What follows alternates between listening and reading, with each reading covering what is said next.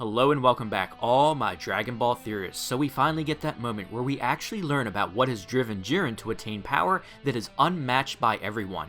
We get a backstory told by Vermoud, which is interesting since this is very telling that they have a very long relationship together, and he explains why Jiren is so obsessed with strength. I wish the story started off with thousands of years ago or something to that nature to put in context how old Jiren is, how long he has been training, and carrying a grudge to get absolute power. Except at least we know what has etched into Jiren his values and beliefs that power is absolute. He was a pretty normal kid with his family taken from him at a young age by an evil force, only to be rescued by someone who would then become his master, raising him so Jiren would strive to learn all that he could to further his strength and seek the right path with his teacher. Jiren of course gained companions on this path and would continue to train, but this evil force would return again and start killing everyone one by one.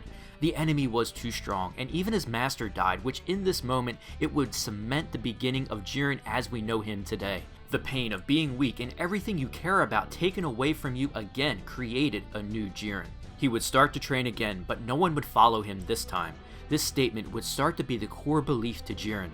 The weak could do nothing but obey the strong. So he was alone in the universe, abandoned by the remaining people he trusted, so his grief was immeasurable.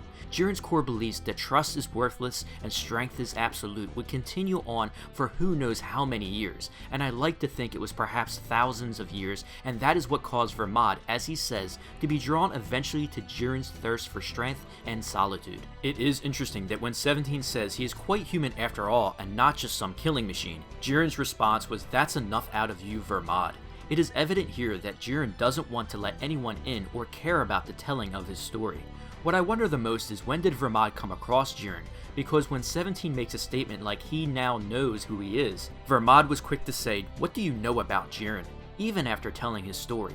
So while the origin story was a glimpse into Jiren's past and why he believes power is absolute, there is a lot more going on here than we know, and I believe as this goes on now, we will even get more clues as to how Vermoud and Jiren know each other, that how Vermoud challenged Jiren and lost, not to mention that Toppo was very uncomfortable in a couple scenes of this story. So how did they become supposed sworn friends in all of this? I do plan on doing a video separate for that on Toppo and Jiren's relationship, and it was great that we now at least know why Jiren has sought out absolute power. Remember, the weak could do nothing but obey the strong. Now is it time for Jiren to make everyone obey him? I do hope much more is revealed about him and his past coming up, but there isn't much time left. So tell me what you thought of this episode and Jiren's tragic past. How old do you think Jiren is, and how close do you think he is with Vermoud?